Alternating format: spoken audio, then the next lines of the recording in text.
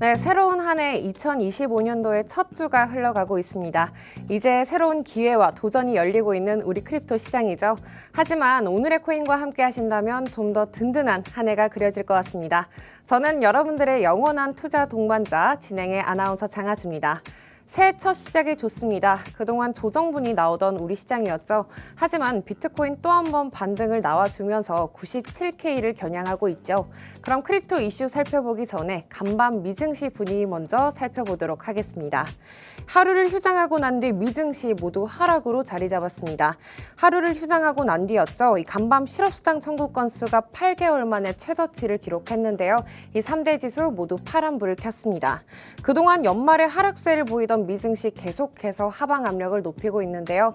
다우지수가 0.36% 빠졌고요. 이 S&P 500과 나스닥 지수 각각 0.22%, 0.16% 마이너스권으로 안착했습니다. 그럼 이어서 우리 크립토 이슈는 어떤 게 있었을지 헤드라인 먼저 살펴보도록 하겠습니다. 최근에 미국이 비트코인을 전략적 비축 자산으로 채택하겠다 밝혔었죠. 이에 따라서 각국 정부들의 움직임도 눈에 띄고 있습니다. 특히 스위스가 비트코인을 국가적 자산에 포함시키는 방안을 마련했는데요. 이를 실행시키려면 법적 개정이 필요하다고 합니다. 스위스 시민 10만 명의 서명이 필요하다고 하죠. 올해는 비트코인을 가지고 있지 않으면 개인뿐만이 아니라 국가적으로도 포모 현상이 온다는 그런 전망도 나오고 있습니다. 각국 정부들의 비트코인을 비축 자산으로 여기는 그런 분위기가 보이고 있을 때 과연 이게 또 우리 시장에 어떤 영향을 미칠지도 함께 지켜보셔야겠습니다. 네, 두 번째 헤드라인 살펴보도록 할게요. 정말 무시무시하죠. 이 마이크로 스트래티지가 지난달 마지막 주까지도 이 8주 연속 매수 행진을 이어갔습니다. 이 비트코인 보유량 드디어 44만 6,400개를 돌파했다고 하죠. 최근 나스닥 100에 편입한 MSTR 주가가 이 작년만 하더라도 1000% 가까이 올랐기 때문에 과연 올해도 비트코인 매수세와 함께 어디까지 고점을 높일지도 한번 지켜보셔야겠죠. 그리고 이 비트코인의 매수세, 우리 시장에 줄 좋은 영향 그리고 나쁜 영향까지도 꼭 한번 체크해 주셔야겠습니다. 네, 마지막 헤드라인 살펴보도록 할게요. 최근 조정분이 나오던 우리 시장 또다시 반등이 나오고 있습니다.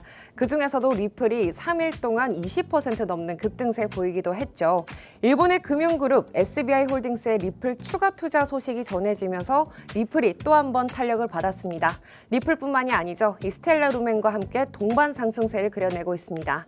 과연 올해도 리플이 또 다른 역사를 계속해서 써내려 갈지도 투자자들은 주목을 해주고 있습니다. 네, 이렇게 세 가지 이슈 모두 정리해봤습니다. 그날그날의 더 자세한 이슈 챙기고 싶으신 분들은요. 우측 하단에 저희 QR코드가 나가고 있습니다. 기본 카메라 어플 여시고 QR코드 스캔하시면 저희가 그날그날의 더 자세한 시장 상황 이야기 짚어드리고 있습니다.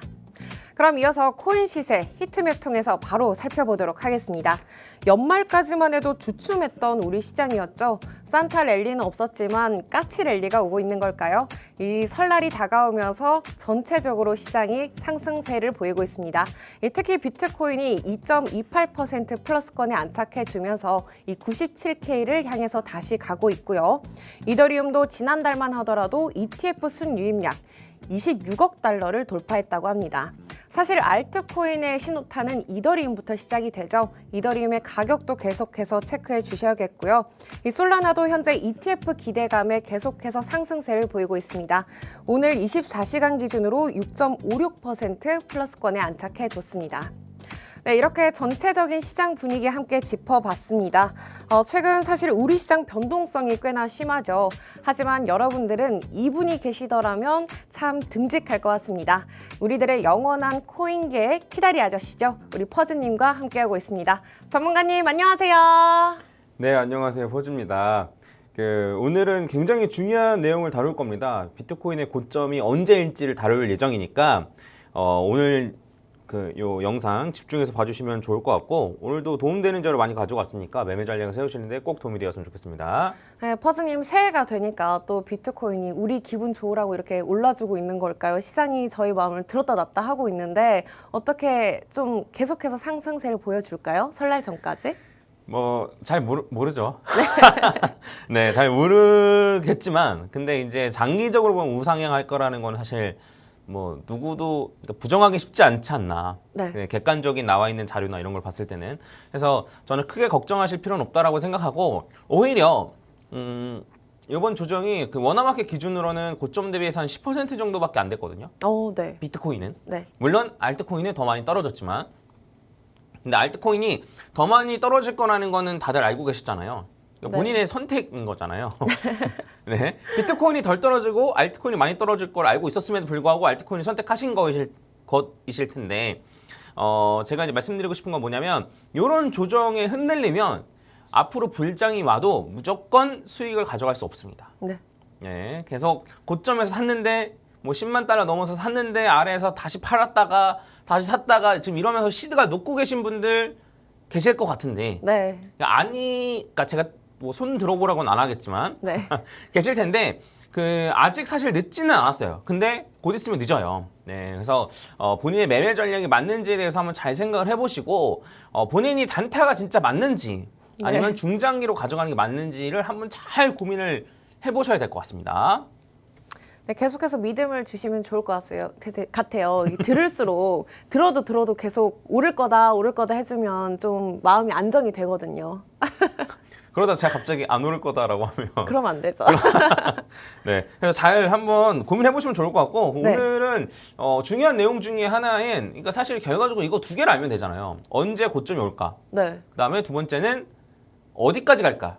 이 두 가지를 알면 되는데 저도 두 가지에 대해서 어느 정도 생각을 해놓고 있겠죠. 근데 어디까지 오를지를 얘기하려면 엘리엇 파동에 대해서 다 설명을 또 다시 드려야 되기 때문에 한 일주일 잡고 저희가 이제 한 20분, 25분 이 정도니까 한 일주일 잡고 해도 모자랄지도 몰라요. 네. 그래서 어디까지 가는지는 뭐 나중에 기회가 되면 뭐 말씀해드리거나 안 그러면 제 채널에도 잘 나와 있으니까 참고하시고 오늘은 그래도 짧게 그나마 끝날 수 있는 그러니까 비트코인 이번 불장의 고점은 언제인가? 네. 사실 고점이 어디까지 갈지 몰라도 언제인 줄만 알아도 사실 매매하는 데는 훨씬 수월하잖아요. 근데 그걸 예측하는 방법이 있어요? 없지만 네. 근데 이제 패턴이 있는데 그러니까 이제 이런 논리를 오늘 쓸 거예요. 이거 뭐 동의하실 수도 있고 아니실 수도 있는데 과거에 계속 반복됐던 패턴이 지금까지도 계속 반복되고 있는데 심지어 ETF 때문에 패턴이 바뀌었다라고 생각을 하시고 그런 줄 알았으나 여전히 반복되고 있다면 네. 그 패턴으로 봤을 때 다음번 고점이 언제인지를 예측을 해볼 수 있다는 거죠. 혹시 이해되셨을까요? 네, 차트적으로 일단 그럼 분석을 해주신다는 거죠? 네, 한번 네. 그럼 지난번 패턴이 어떤 패턴이 있었는지부터 한번 살펴보도록 하겠습니다. 네. 자, 일단 요거는 2013년도에서 2016년도짜리 차트예요. 비트코인 차트인데 반감기 패턴이라고 저는 그냥 얘기하는데 이 반감기 패턴, 그러니까 반감기를 기점으로 특정 패턴이 반복된다라는 거예요. 그래서 어떤 건지 제가 말씀드리면은 자, 요거 두 개를 왔다 갔다 하면서 얘기할 겁니다. 요거 2013년에서 16년도, 2017년도에서 20년도 이거 왔다 네. 갔다 하면서 말씀드릴게요. 자, 첫 번째는 자, 고점에서 요게 파란색 세로선이 반감기거든요. 여기는 고점, 여기는 반감기예요. 네. 요 고점에서 반감기까지 요때는 952일이 걸렸고요. 네. 그쵸? 그다음에 요 다음번에 요때는 924일이 걸렸어요. 그래서 900일 언저리네요. 네, 맞아요. 대략 900일 정도라고 보는 거예요. 왜냐면 조금 줄어들었으니까 952일에서 924일로. 자, 그리고 요 고점에서 고점을 확실하게 돌파할 때까지는 얘는 1250일 정도가 걸렸습니다. 네. 네. 그다음에 요 다음 거 얘는 1100일 정도가 걸렸어요. 네. 해서 한 1100일에서 1200일 정도 걸린다라고 보면 되고 그다음에 여기서부터 여기까지 고점 대비 고점이랑 고점 대비 반감기까지의 가격 기간 차이가 있으니까 요 기간 차이가 이때는 한 300일 정도 됐었고요. 네. 그다음에 요때는 한 175일 뭐 한 요 정도가 됐단 말이에요. 당연하죠. 기간 차이가 있으니까. 네. 그다음에 마지막으로 이제 말씀드리면 뭐냐면 요 반감기를 껴서 얘는 반감기 껴서 40% 정도의 조정이 있었고요. 네. 그다음에 얘는 이때가 코로나였기 때문에 반감기를 껴서 반감기 직전에 60% 정도의 조정이 있었습니다. 코로나 때문에 훨씬 더 많이 떨어진 거예요. 네. 이런 패턴 두 개가 얼추 비슷하죠? 너무 비슷해 보이는데요? 네. 그리고 모양까지 비슷해요. 사실 보면은 네. 얘도 보면은 이런 식으로 올라갔어요. 네. 그렇죠? 네, 이런 식으로 그냥 뭐 당연해요. 사실 모든 자산이 다 이런 모습을 띠는 경우가 많긴 합니다. 네. 그리고 추가적으로 보면 얘는 얘도 이제 지금 와서 보면 이렇게 올라간 건가 맞긴 맞는데 네. 근데 얘도 이때 당시에 이때 먼저 올라갔네? 반감기 패턴 깨졌네? 네, 약간 그래 보이긴 해요. 네. 그리고 이렇게 떨어졌네? 반감기 패턴 깨졌네? 라고 말들이 많았거든요. 근데 네. 시간을 지나고 나서 보니까 이런 식으로 올라갔던 거예요. 네. 이게 U자 형태로. 네, 그죠? 맞아요. 네. 자, 요렇게까지 했으니까 이제 요번 애를 한번 보겠습니다. 네. 지금 방금 전에 말씀드렸던 거 잘 기억해 두시고 네. 자, 요번 걸 한번 보면은 이게 이제 요때 올라가기 전에 제가 이제 요 강의를 하면서 설명을 해놨던 건데 제 채널에서 자, 요번에도 마찬가지로 지난번 고점에서 반감기까지 900일 정도가 걸렸다. 오. 그렇죠? 네. 네. 그리고 지금 이제 지금 얘 같은 경우에는 요 고점 대비 고점을 돌파하는데 네. 전에는 1200일, 1100일 정도 걸렸다 그랬잖아요. 네. 해서 1100일 정도가 요 고점 대비 고점에서 1100일 정도가 지나면 아마 고점 대비 고점을 확실하게 돌파하는 거는 11월 13일이라고 제가 표시를 해놨고요. 올해 11월이요. 네. 작년. 아, 작년이요? 네네네. 네. 24년. 네. 네. 그 다음에 만약에 1250일 정도가 되면은 한 25년 3월 정도라고 제가 표시를 해놨어요. 그래서 아, 이게 네네. 뭐냐면 지난번에 2024년 같은 경우에는 반감기 패턴이 깨졌다고 얘기하는 사람들이 종종 있었는데 네. 사실 그게 왜 그랬냐면 현물 ETF 때문이에요.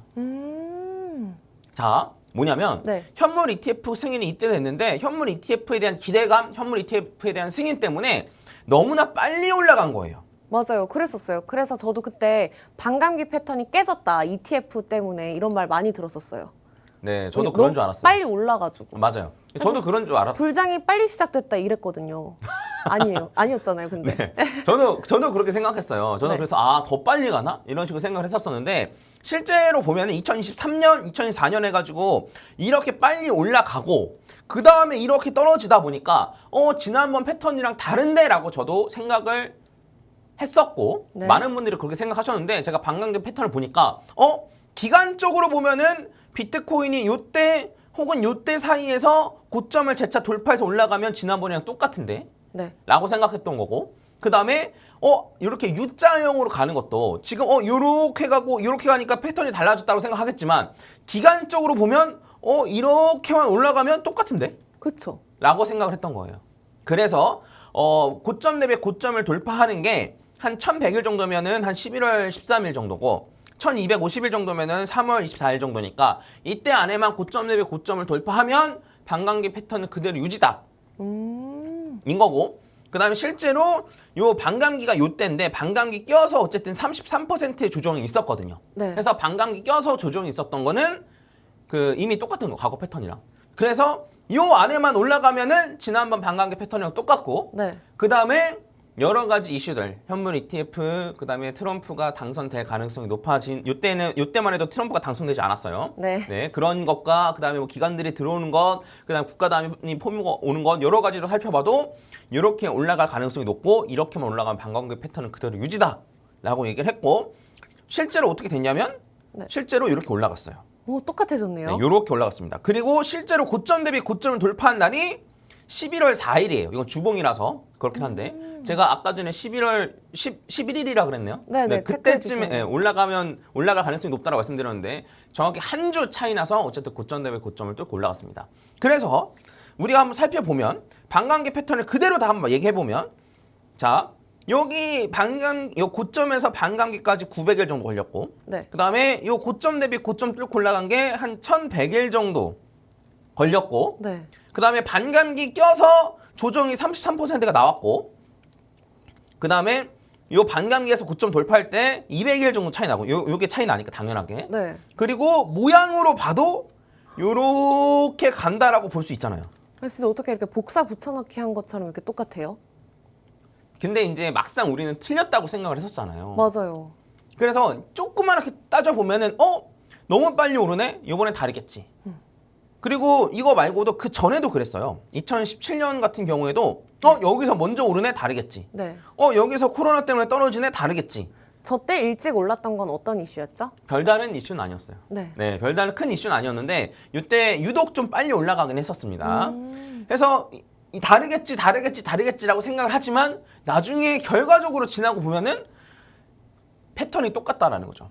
뭐 고점에서 요 반감기까지가 900일, 네. 그다음에 고점에서 고점까지가 한 1100일, 네. 그다음에 반감기 직전이나 반감기 껴서 조정, 큰 조정, 그다음에 요렇게 U자 형태로 올라가는 것. 요번에도 마찬가지예요. 요번에도 저도 너무 빨리 올라가서 달라질 거라 생각했는데 지나고 나서 보니까 요 고점에서 반감기까지 900일, 그다음에 고점 대비 고점 1100일, 그다음에 요런 식의 U자 형태, 그리고 반감기 껴서 큰 조정. 네. 요번에도 나왔잖아요. 그래서 고점이 예측 가능한 거예요? 자, 그래서 제가 말씀드리고 싶은 거는 반감기 패턴이 깨지지 않았다. 안 왔다. 근데 요런 얘기도 있었어요. 뭐냐면 반감기 때 당시의 가격을 보면은 지난번 고점 대비해서 말씀을 드리겠습니다. 보면은 자, 요걸 보면은 반감기 때 가격이 여기잖아요. 네. 그래서 지난번 고점에서 보면 반감기 때 가격이 이렇게 낮아요. 네. 그리고 이제 이 직전 불장 같은 경우에도 보면은 요때도 보면은 요 반감기 때 가격이 여기니까 직전 고점에서 비해서 이렇게 낮아요. 네. 근데 요번에는 이렇게 빨리 올렸다 그랬잖아요. 그래서 반감기 때 가격을 보면 요 고점에서 얼마 차이가 안 나요. 네, 반감기 요때인데 반감기 가격이랑 지난번 고점이랑 가격 차이를 보면 네. 그쵸? 근데 네. 이건 왜 그런 거예요? 2024년, 2023년에 빨리 올랐기 때문이에요. ETF 이슈 네. 때문에요. 네. 근데 요게 달라졌다고 막 반감기 패턴이 달라졌다라는 둥 뭐라는 둥 얘기를 하는 사람들 보면서 제가 아주 속이 터졌던 기억이 나서 제가 잠깐 말씀드렸고 네. 네. 자, 그러면 우리가 요걸 생각해 볼 수 있는 거예요. 뭐냐면 여기 고점에서 반감기까지 900일 정도 걸리네. 그러면 만약에 다음번 반감기가 언제인지 알 수 있다면 네. 그러니까 이제 이걸 거꾸로 하는 거죠. 자, 여기에 반감기에서 마이너스 900일 하면은 고점이잖아요. 네. 그럼 다음번 반감기가 언제인지 우리가 알 수 있으면 네. 거기서 빼기 900일 하면 고점이네요. 네, 요번에 고점을 알 수 있다는 거죠. 이거는. 네. 그래서 반감기 패턴이 만약에 깨졌다면 이거는 해당되지 않는 얘기예요. 네. 만약에 반감기 패턴이 적용되지 않는다면 요번엔 달라졌다면 해당되지 않는 얘기인데 현물 ETF가 들어왔음에도 불구하고 여전히 이 패턴이 들어왔잖아요. 네. 달라졌나요? 보시기 어때요? 아니요. 똑같아 보여요. ETF 이슈 때문에 잠깐 깨진 것처럼 보였지만 결국에 지나서 보니까 똑같은 거죠. 맞아요. 네. 네. 그리고 요번에도 아직도 주장하시는 분들이 계세요. 요번에 ETF 때문에 다를 거다. 덜 오를 것이다. 뭐 덜 오른다고도 할 수 있고 아니면 차트 패턴 자체가 달라질 것이다. 네. 라고 말씀하시는 분들이 계신데 저는 요거를 봤을 때는 하나도 달라지지 않았다. 예, 그러면 왜 요번에는 달라져야 되는지 단순히 현물 ETF 때문이라고 말씀하시면 뭐 기관이 들어와서 뭐 그다음에 고래가 들어와서 뭐 기업이 들어와서라고 말씀을 하실 수 있는데 기관 그냥 큰 개인이에요. 아, 그럼 좀 그런가 말이 좀 이상한가요? 네. 그러니까 기관에서 매매하는 사람들도 다 사람들이 매매하는 거고 어쨌든 사람들의 심리가 모여서 차트가 되는 거기 때문에 저는 결국에는 큰 틀에서는 요 틀을 깨지 않을 거라고 생각을 하는 거예요. 네. 그러면 이제 우리가 다음번 반감기가 언제인지를 알면 되겠죠. 다음번 반감기는 정해져 있어요. 그래서 이제 요 반감기를 알려주는 요건데 네. 반감기는 몇 번째 블록에서 반감기가 된다라는 게 정해져 있고 네. 그 다음에 지금 블록이 생성되는 속도를 계산해 봤을 때 요 정도 뒤면 반감기다예요. 네. 근데 블록이 생성되는 속도나 난이도나 이런 게 자꾸 바뀌기 때문에 한두 달 정도는 왔다 갔다 거릴 수 있어요. 반감기 날짜가. 계속 업데이트가 되나요? 네, 근데 매번 업데이트 되는 건 아니고 그 일정 난이도 조절하는 시기가 있어요. 네, 그래서 그 시기마다 조금씩 바뀌기 때문에 한두 달 정도는 앞뒤로 왔다 갔다 될 수 있다는 걸 감안하시고 마이닝 난이도가 계속 달라진다는 거예요? 네, 채굴이 너무 빨리 되면은 난이도를 높이고 네. 채굴이 좀 천천히 되면 난이도를 낮추고 약간 네. 이런 식이에요. 자, 그래서 보면은 이게 3월이에요. 3월 말인데 그러면 3월 말이니까 3월 말일에서 2028년 3월 말이에요. 네. 네, 이때에서 이때 2028년 3월 말에서 900일을 땡겨오면 이때가 언제냐면 2025년 10월 6일입니다. 올해 10월 6일이네요. 네. 그리고 850일. 왜냐면 계속 950일, 925일, 900일 약간 이렇게 계속 줄었으니까 이런 식으로 땡겨오면 이제 850일 정도라고 생각하면은 이제 11월 정도.